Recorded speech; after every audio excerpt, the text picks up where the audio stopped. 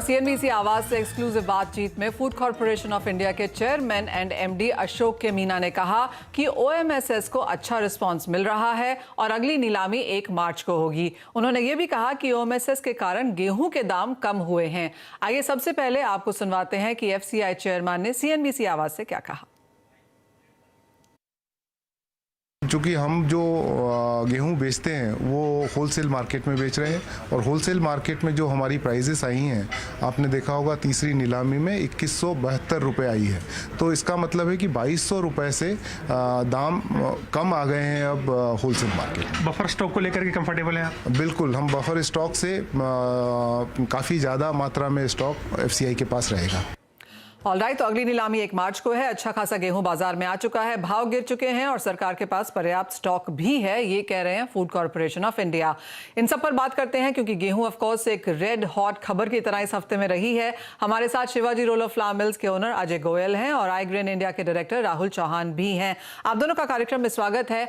अजय जी, आपसे जानना चाहेंगे, काफी उठापटक गेहूं के भावों में रही, ऑल टाइम हाई से 30% तक हम यहाँ पर गिर चुके हैं और फटाफट एक के पीछे एक एफसीआई की तरफ से हमने गेहूं बाजार में आते हुए देखी भी है और उनको भाव घटाते हुए भी देखा है। सबसे पहले तो कैसे समराइज करेंगे पिछला 1 महीना? देखिए, जो कदम सरकार को 3 महीने पहले उठाना चाहिए था उन्होंने पिछले महीने उठाया है। जब यहाँ पर गेहूं के लिए तरस गए थे उस समय सरकार जो है कोई रिएक्शन नहीं था, कोई जो है उनकी सेल की जो है स्कीम नहीं थी और आप समझ लीजिए एकदम जो सूखे की जो परिस्थिति होती है, गेहूं में सूखा पड़ गया था, अब जो है बाढ़ आ गई है। तो जो है सूखे में भी मरे लोग और अब बाढ़ में, गेहूं की बाढ़ में मर रहे हैं। ऑलराइट, तो क्लियरली दोनों एक्सट्रीम्स हमने यहाँ पर पिछले 1-1.5 महीने में आते हुए देखी हैं। राहुल, आपसे प्राइसेस जानना चाहेंगे। हम जानते हैं कि फर्स्ट ट्रांच, सेकंड ट्रांच, तीसरी ट्रांच तक आते आते भाव यहाँ पर काफी टूटे हैं, लेकिन अभी भी अगर हम तीसरी ट्रांच भी यहाँ पर देखें तो सबसे कम सबसे ज्यादा भाव as of now pan India कहाँ दिखते हैं? जी देखिए, जो टेंडर में जो गेहूं बिक्री हुई है उसके बारे में थोड़ा बताऊंगा आपको, उसके बाद मैं भाव की जानकारी दूंगा। जो पहला टेंडर था जिसमें करीब 23.63 लाख टन गेहूं ऑफर किया गया था, उसमें 2474 रुपए पे नीलामी के एवरेज भाव पे नीलामी हुई थी। दूसरे टेंडर में 2338 रुपए पे और तीसरा जो लास्ट टेंडर था उसमें 2171 रुपए पर जो है एवरेज भाव नीलामी हुई है। अगर मैं इनको कंपेयर करता हूं तो पहले टेंडर के मुकाबले तीसरे टेंडर में 302 रुपए और दूसरे टेंडर के मुकाबले लास्ट टेंडर में करीब 160 रुपए जो है निचले भाव पे माल बिका है। और अभी मंडियों की अगर मैं बात करता हूं तो जब से ये नीलामी शुरू हुई है तब से लेकर अब तक दिल्ली गेहूं खासकर जो 585 रुपए तक घट चुका है। एमपी इंदौर जो है उसमें भी 250 से 300 रुपए की कमी आई है और अन्य मंडियां जो हैं जैसे कि यूपी में शाहजहांपुर है उसमें 570 रुपए तक की अब तक की गिरावट दर्ज की गई है। कुल मिलाकर सभी मंडियों में गेहूं की कीमतें इस टेंडर जारी होने के बाद टूटी हैं। यानी कि मुनाफा वसूली अच्छी खासी है। और अजय जी, अगर जहां तक अवेलेबिलिटी की बात है, जैसे आपने कहा एक समय पे यहाँ पर सूखा पड़ा हुआ था, एज ऑफ नाउ अवेलेबिलिटी अच्छी खासी है। आपसे पिछली बार जब बात हुई थी तो आपने ये भी कहा था कि सरकार ने एक बात बहुत इंश्योर करी है कि हर डिपो में यहाँ पर माल पहुंचे, तो पैन इंडिया यहाँ पर अवेलेबिलिटी आई है। ऐसा नहीं कि एक ज्योग्राफी में है दूसरी जगह पे माल यहाँ पर नहीं पहुंच पाया है। तो एज ऑफ नाउ जिस तरह की अवेलेबिलिटी है, कैसे देखते हैं उसके सामने मांग आप?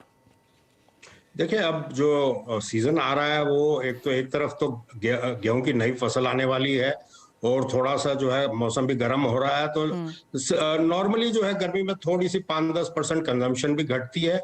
और अब सबको इत्मीनान हो गया है कि गेहूं जो है 2-3 महीने कहीं भाग के जाने वाला नहीं है, पर्याप्त मात्रा में मिलेगा।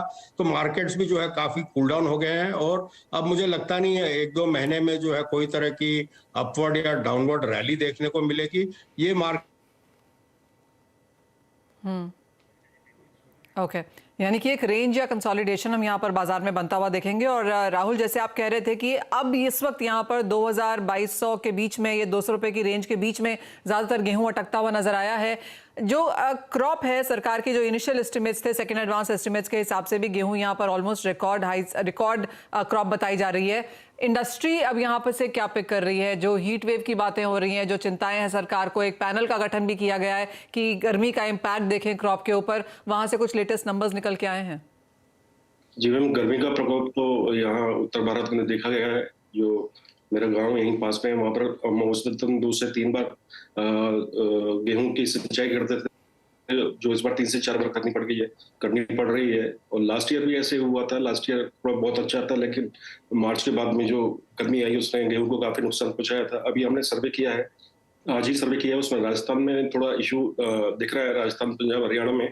बट अगर आप थोड़ा लोअर साइड देखें तो एमपी में और गुजरात में अभी इतना नुकसान नहीं पहुंचा, तो उसका इम्पैक्ट देखना पड़ेगा। लीनो की जो अभी एक रिपोर्ट आई थी आज की, फ्रॉम मार्च से लेकर अगस्त तक जो है 50% रहने के चांसेस हैं, तो उससे काफी प्रोडक्टिविटी पे असर पड़ेगा। केवल गेहूं ही नहीं, जो आपकी खरीफ क्रॉप आने वाली है उसमें भी हमें बहुत दिक्कतों का सामना करना पड़ सकता है। पिछला साल कुछ खास नहीं, पिछले साल में ऑफकोर्स खासी प्रॉब्लम्स हमने आते हुए देखी थी, और इस साल में वही यहाँ पर चिंताएं फिर से निकल के आने लगी हैं। एल निनो का प्रहार यहाँ पर आगे जाके बाजार को क्रॉप के ऊपर यहाँ पर ऑफकोर्स बुरा रह सकता है, और इसकी वजह से भावों में एक बढ़त देखने को मिल सकती है। Ajay ji, as of now trade को कितनी चिंता है हीट वेव और एल निनो की, या आपको लगता है कि अभी भी अर्ली डेज हैं, बहुत बड़ा सेंटिमेंट इम्पैक्ट हमने यहाँ पर फिलहाल आते हुए नहीं देखा? देखिए, नॉर्मल वर्षों में इन चीजों की जो है ट्रेड को चिंता रहती नहीं है, लेकिन पिछले साल जो है वो ये चिंताएं असलियत साबित हो गई, और इन चिंताओं के मतलब जो आउटकम है वो ट्रेड ने देखा है। तो इस साल जरूर ट्रेड भी जो है चिंता में है कि अगर जल्दी गर्मी पड़ी, ज्यादा गर्मी पड़ी तो यील्ड भी कम होगा। अगर मानसून शॉर्ट रहा, मानसून डेफिसिट रहा, तो ओवरऑल फूड बास्केट का जो प्रोडक्शन है इस कंट्री में वो घट जाएगा। तो इन चीजों की जो है, इन खबरों की चिंता तो जरूर ट्रेड को है, एंड अप्रोप्रिएटली जो है हर आदमी अपने आप को पोजीशन करेगा। जिस तरह के भाव फिलहाल यहाँ पर मिल रहे हैं, और अगले 2-3 महीने में हम यहाँ पर अच्छी खासी फसल भी आता हुआ देखेंगे, एक चीज तो बाजार को काफी क्लियर है कि सरकार इस बार प्रोक्योर कर पाएगी, लेकिन दूसरी तरफ ट्रेड यहाँ पर किस तरह की खरीदारी करने की सोच रहा है? Ajay ji, as of now industry क्या बोल रही है? देखिए, इंडस्ट्री की सबसे बड़ी चिंता या ट्रेड की सबसे बड़ी चिंता इस साल ये है कि गवर्नमेंट अगर शुरू से एक्टिव रही in terms of procurement, and जैसे बाजार में अफवाहें चल रही हैं कि जो है स्टॉक लिमिट का जो हथियार है सरकार के पास, वो उसका इस्तेमाल कर सकती है, कोई तरह की सीमा जो है, ताकि बड़ी कंपनियां या स्टॉकिस्ट जो है सारा माल अंदर ना कर लेवे, तो थोड़ी घबराहट है। पर सबको लग रहा है कि सेल्फ सफिशिएंसी या मोर प्रोडक्शन देन रिक्वायरमेंट जो है उसके लिए 1-2 साल और लगेगा, जब तक जो है सरकार के पास पर्याप्त मात्रा में अपना स्टॉक होगा ताकि वो उस चीज को टैकल कर सके, इन्फ्लेशन को। लेकिन डेफिनेटली जो है गवर्नमेंट इस साल ज्यादा प्रोएक्टिव रहने वाली है। अगर ये एल निनो और गर्मी की दोनों चिंताएं सच साबित हुई तो डेफिनेटली जो है सरकार का पार्टिसिपेशन इस मार्केट में हायर रहेगा।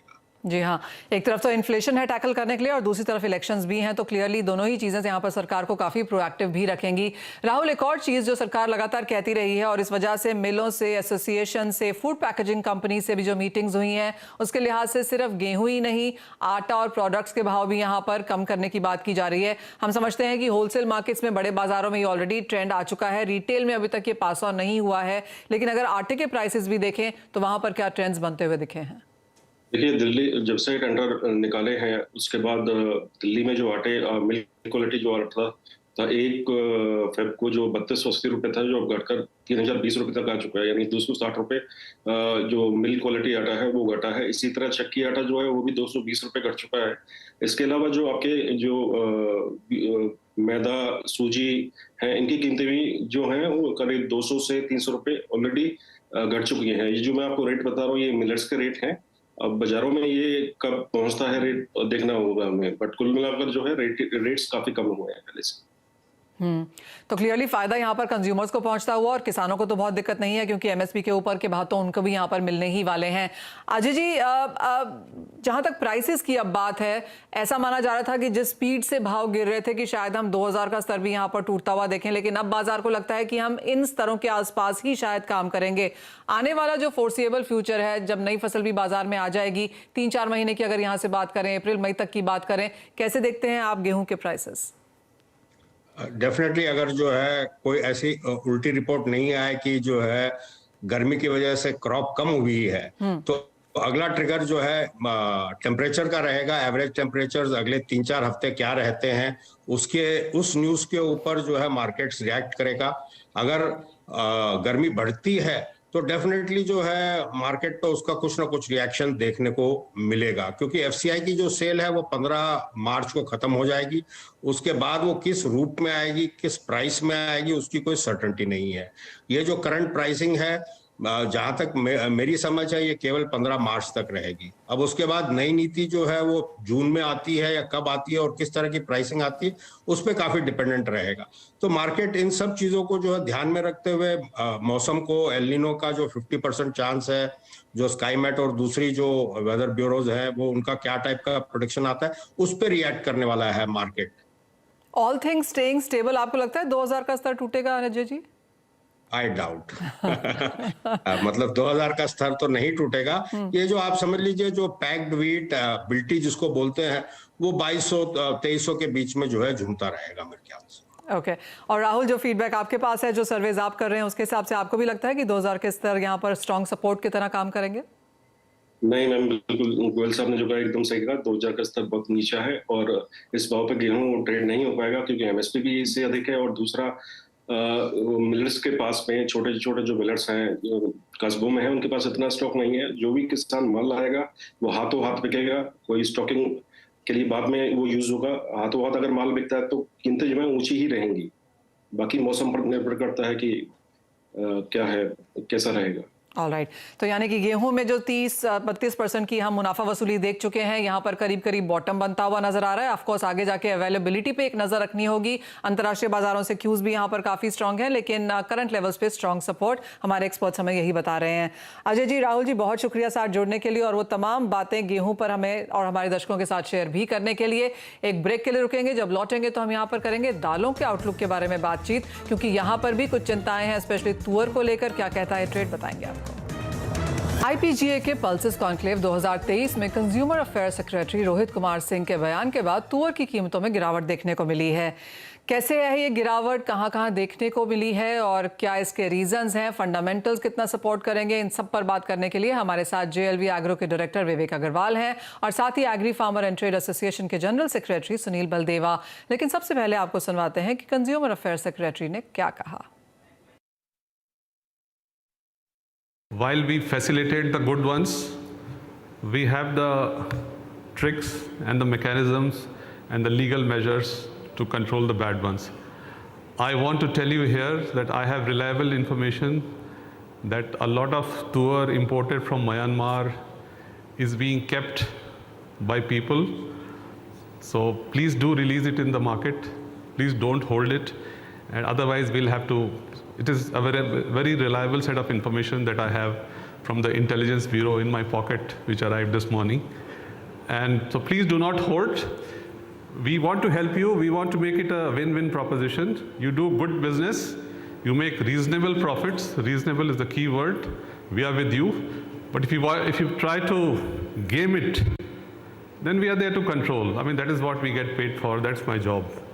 So please do not game the system. That's my friendly warning. We in the government of India are all there to help you to seamlessly import, but we'll help only the good ones. The bad ones, please watch out.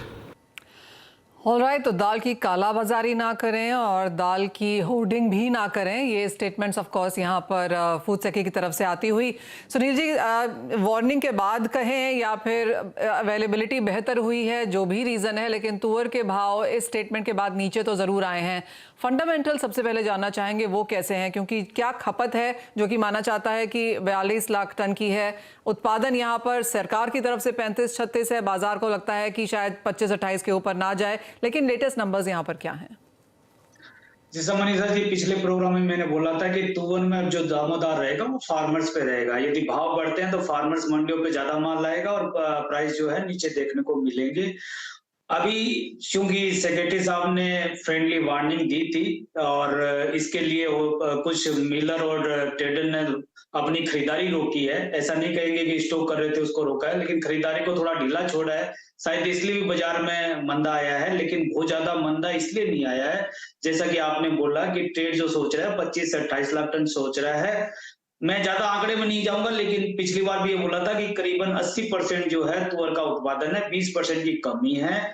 हमें करीबन 15 lakh ton तुअर चाहिए, जिसमें से हम केवल 8 या 9 lakh ton import कर पाएंगे। 6 या 7 लाख टन जो डेफिसिट रहेगा वो भावों को लेकर रहेगा। तो मुझे लगता है कि जो 80-82 की जो मंडियां हो गई है वो भाव को मीट कर लेगी और डिमांड एंड सप्लाई को मीट कर लेगी, क्योंकि इस भाव में जाके डिमांड भी कुछ कम हो जाएगी। बाकी दालें जो है सस्ती है, जैसे मसूर काफी सस्ती है और मसूर के प्रोडक्शन भी अभी अराइवल भी आने वाली है और प्रोडक्शन भी कुल मिला के अच्छा है। लेकिन जैसा अभी आप पहले बता रहे थे कि गेहूं का जब आप शो कर रहे थे तो उसमें बता रहे थे कि गेहूं में गर्मी के कारण गेहूं में भी उत्पादन में कमी आने की आशंका है। तो यदि सबसे पहले गेहूं में कमी आएगी उसके बाद मसूर में भी आ सकती है। तो ये आशंका जरूर है, क्योंकि फरवरी मंथ में इतना तापमान कभी नहीं बढ़ता है और ये तापमान और वेदर ये अनप्रेडिक्टेबल रहने के कारण या फिर जो फेवरेबल नहीं रहने के कारण हमें तुअर में भी उत्पादन कम दिखाई दिया था। अब आशंका गेहूं, चना और मसूर में भी हो जाएगी यदि गर्मी ऐसी ही पड़ती रही तो। तो मतलब चिंताएं तो यहाँ पर लेकर हैं गर्मी को लेके, और जो खड़ी रबी फसल है उसके बारे में यहाँ पर कुछ आशंकाएं भी निकलने लगी हैं। विवेक, आप कैसे देखते हैं? और जैसे सुनील जी भी ने कहा कि थोड़ी सी खरीदारी यहाँ पर रुकने लगी है, कम लोग लेवाली यहाँ पर कर रहे हैं, क्या आप भी मंडियों में वही विटनेस कर रहे हैं? नमस्कार मनीषा जी, बिल्कुल सही है। लेकिन मुझे ऐसा लगता नहीं कि वो जो शुरुआती 2-3 दिन के अंदर जो बाजार गिरे थे, बाद में वो संभल के वापस बाजारों में थोड़ी सी तेजी आई, पर मोर और लेस ये रेंज बाउंड रहेगा। यहाँ से आपको, अगर आप सोचें कि बाजार बहुत तेजी से बढ़ जाएगा, तो जो हर व्यापारी है, जिस तरीके से हमारे सेक्रेटरी जी ने बोला कि उनकी नजर है, तो बहुत सोच समझ के लोग स्टॉक के बारे में बात सोच रहे हैं। बट ग्राउंड रियलिटी ये है कि एक्चुअल में शॉर्टेज है। जो मार्केट का सिनेरियो है, डिमांड सप्लाई का गैप तो निश्चित रूप से है और उसका इम्पैक्ट तो आपको दिखेगा ही। आप उस पर सरकार एक लिमिट तक ही कंट्रोल कर सकती है, लेकिन उसके बाद आपको जमीनी स्तर पे जो समस्याएं हैं उससे तो जूझना ही पड़ेगा। एक चीज जो सुनील जी ने जो सही बोली कि ज्यादा ऊंचे प्राइस पे तुअर का जो कंजम्पशन है वो मसूर में शिफ्ट हो जाएगा और ये निश्चित रूप से होने वाला है। तो आप मेरे को ये नहीं लगता कि तुअर में बहुत बड़ी शॉर्टेज आएगी और बाजार बहुत ऊपर चले जाएंगे, क्योंकि ऊंचे प्राइस पे बाजार सस्टेन ही नहीं करेगा। पिछले 2015-16 में भी जब ये तेजी आई थी तो मसूर की खपत बहुत अच्छे से बढ़ गई थी और इस बार तो इंडिया में भी क्रॉप अच्छी है, कनाडा भी अच्छा है और ऑस्ट्रेलिया भी अच्छा है, तो वहां से सप्लाई साइड अपने को बनी रहेगी और ये तुअर यहाँ से बहुत ज्यादा तो नहीं बढ़ेगा, लेकिन थोड़ा निश्चित रूप से बढ़ सकता है, जो कि जमीन चाहिए। आप दोनों को थोड़े से डिफिकल्ट स्पॉट में यहाँ पर डालने की कोशिश करती हूँ। अगर आप अगले 2-3 महीने पकड़ के चलें तो आपको क्या लगता है? बाकी दालों की बात भी करेंगे, लेकिन एक बार तुअर पर ये चर्चा खत्म कर दें तो विवेक जी, क्या लगता है तुअर की क्या रेंज बन सकती है? ऊपर में, नीचे में, अगले 2-3 महीने कैसे देखेंगे आप?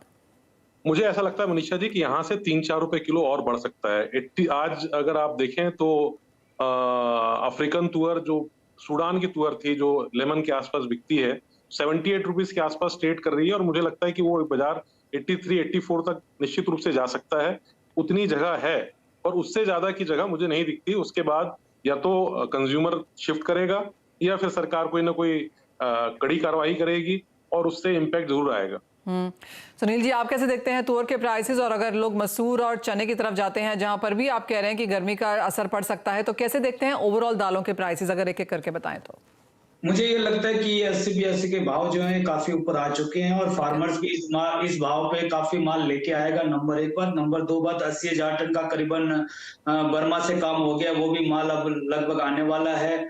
तो मुझे ये लगता है कि सप्लाई भी बनेगी और स्टॉकिस्ट या मिलर इसके रुझान की तरफ भी रुकेंगे, क्योंकि नई फसल अराइवल गेहूं, चना और मसूर की आने वाली है, तो उसकी तरफ भी जो मंडी वाले हैं या जो इन्वेस्टर है या फिर जो ट्रेडर है वो उसकी तरफ जाएंगे और तुअर की तरफ कम ध्यान देंगे। तो मुझे लगता है तुअर के भाव जो है, जो मैंने पहले भी बोला था कि जो डेफिसिट था उसके हिसाब से तुअर के भाव लगभग बन चुके हैं। इससे ज्यादा तेजी आने के मुझे नहीं लगती कोई संभावना है, क्योंकि इससे ज्यादा तेजी आती है तो सरकार भी फिर कदम उठाएगी, सख्त कदम उठा सकती है, इसका भी डर बना रहेगा और सरकार कैसे ज्यादा इसका इंपोर्ट कर सकती है इसकी तरफ भी सरकार देख रही है। तो मुझे लगता है कि बहुत ज्यादा इसमें पैनिक होने की बात नहीं है। मैंने पिछली बार भी आपको यही कहा था, जब सेक्रेटरी साहब बोले थे उसके अगले दिन आपका प्रोग्राम हुआ था, तब भी ये कहा था, दोबारा दोहराता हूं कि इसकी तरफ नहीं है। हाँ, क्योंकि सरकार थोड़ा सा रिलैक्स इसलिए भी होगी कि बाकी दालें जो है वो एमएसपी से नीचे हैं